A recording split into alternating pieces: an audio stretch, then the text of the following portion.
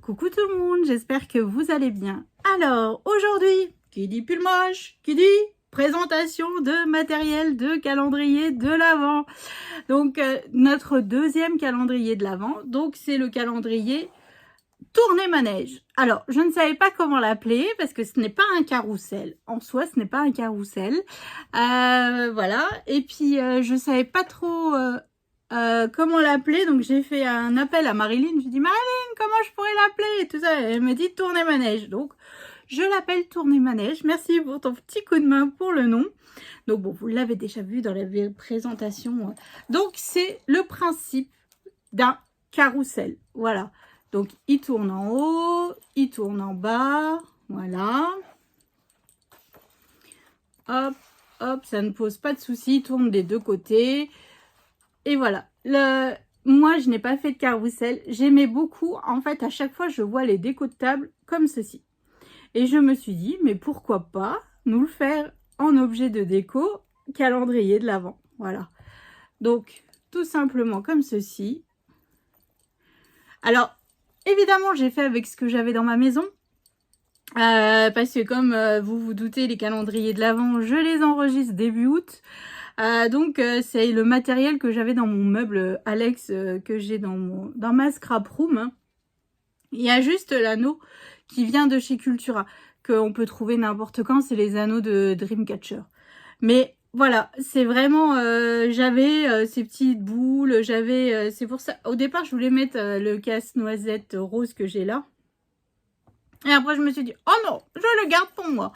Donc après, j'ai pensé que j'avais ce petit ange, voilà, tout simplement, dans les tons roses. Donc après, par rapport à ce petit ange, il fallait que je trouve les papiers qui allaient bien. Ah, c'est tout un cheminement. Hein. Donc là, c'est des vieux papiers. Alors là, je suis incapable de vous dire de quand ils datent. Mais c'est des vieux papiers de chez Prima. Donc j'ai utilisé celui-là en partie. Hein, et j'ai utilisé l'autre qui est juste là pour avoir les casse-noisettes. Celui-là. Donc comme je vous dis, c'est des très très vieux papiers.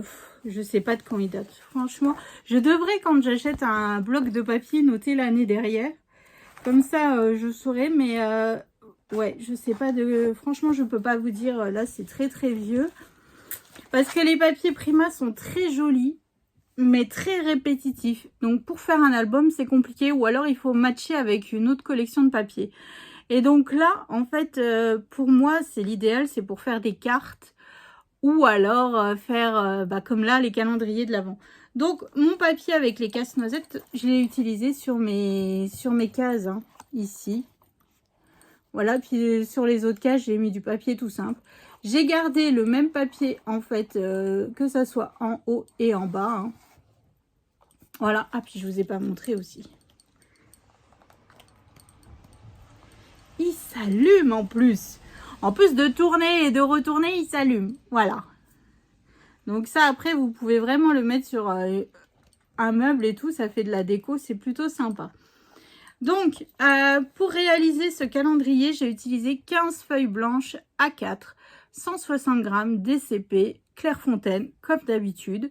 Voilà, donc 15 feuilles blanches, plus ou moins, parce que je suis pas sûre... Enfin, j'ai un peu de doute si j'ai pas oublié de faire des... Bon, faut pas...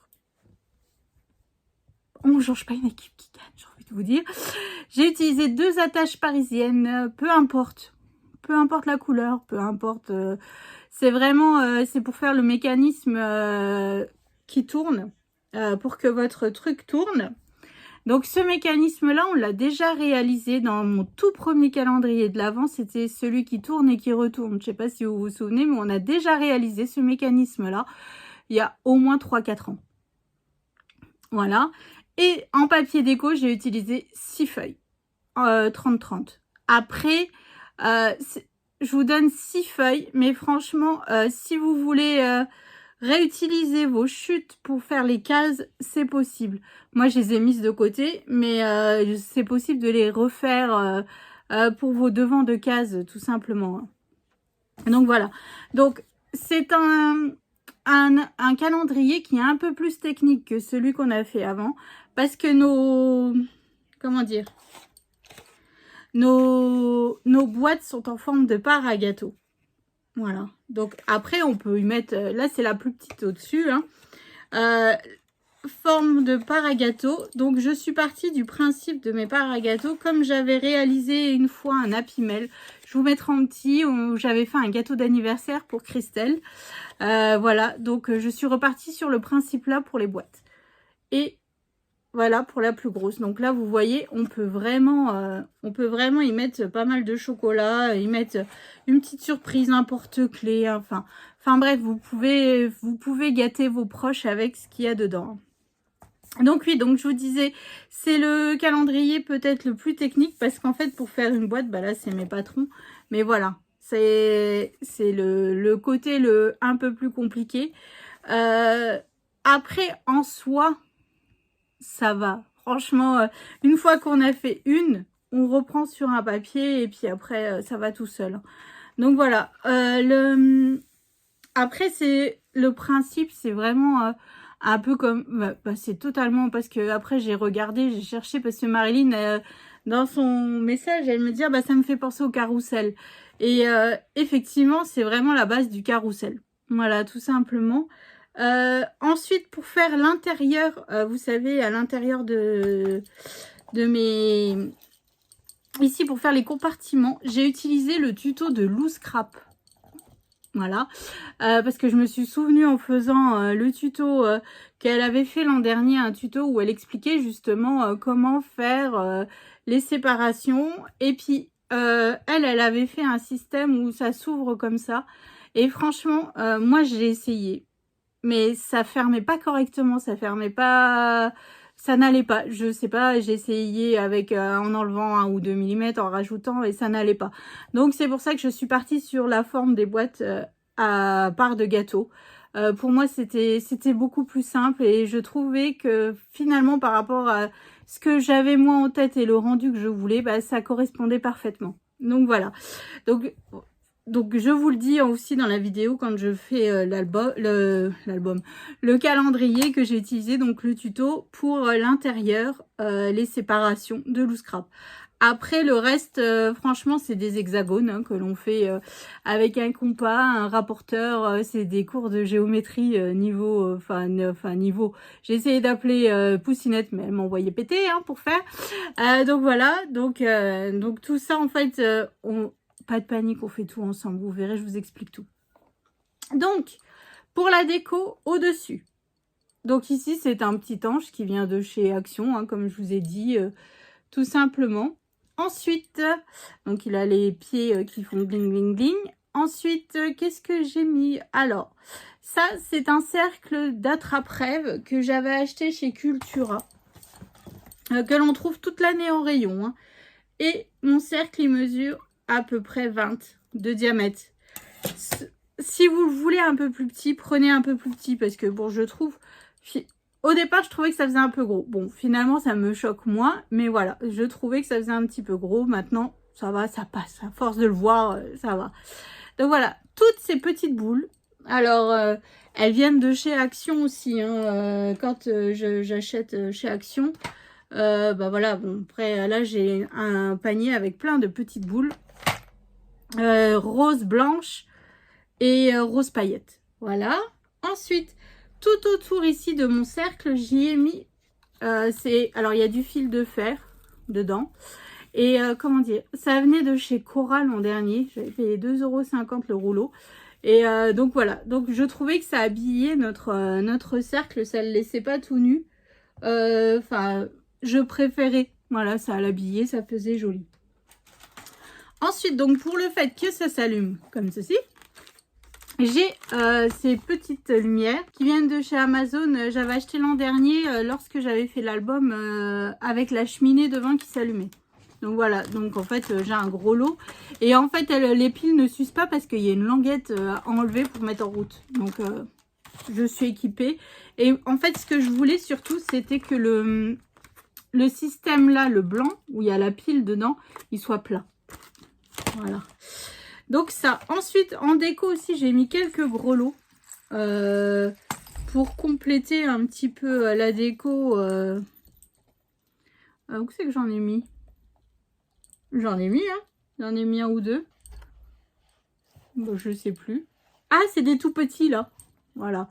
Il est là. Et puis, j'en ai mis un autre par ici aussi. Voilà, c'est vraiment tout petit, mais ça rajoutait un petit peu de déco. C'était pas le même rose. Pour la ficelle qui tient les boules, alors j'ai de la laine comme ça. Effet un peu guirlande comme ça, elle est juste magnifique. Hein. J'adore. J'adore. Donc là, j'avais acheté chez Zodio, mais il y a déjà une paire d'années. Donc, je ne sais pas si vous pouvez retrouver maintenant. Ensuite, évidemment, j'ai mis des petites perles, des petites billes en polystyrène blanche de chez Action. Hein, on ne change pas une équipe qui gagne.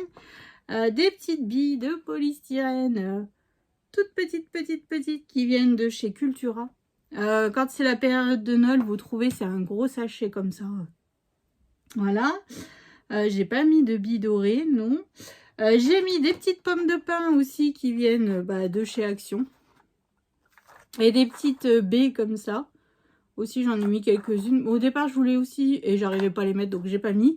Mais j'ai utilisé pas mal de pommes de pin de chez Action.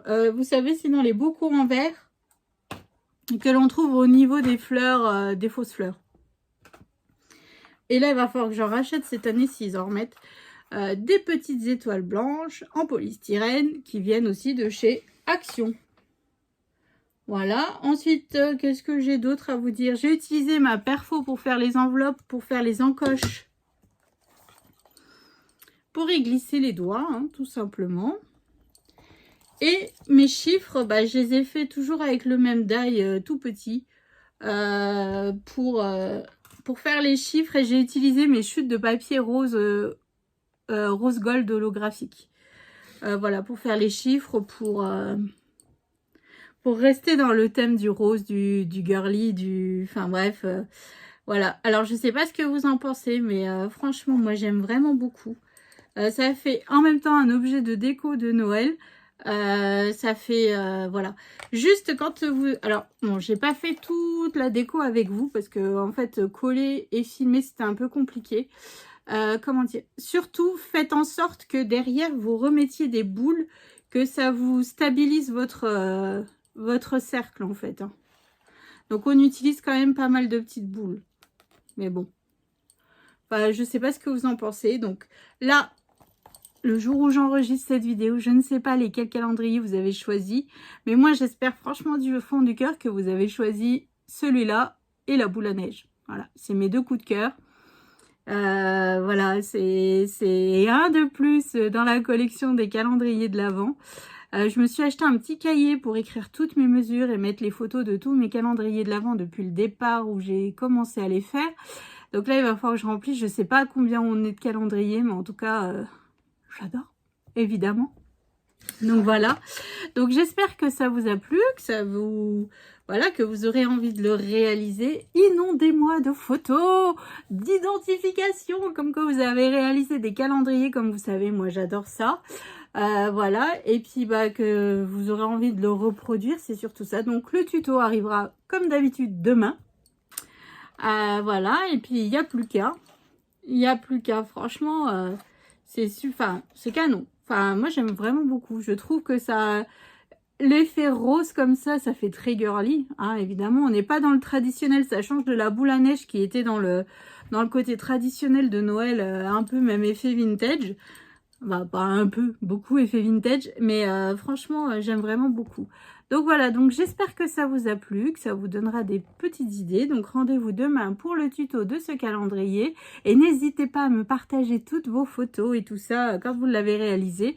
Et puis si ça vous a plu, laissez des commentaires, abonnez-vous et tout ce qui va bien, quoi. Allez, je vous fais des bisous et bonne journée. Salut!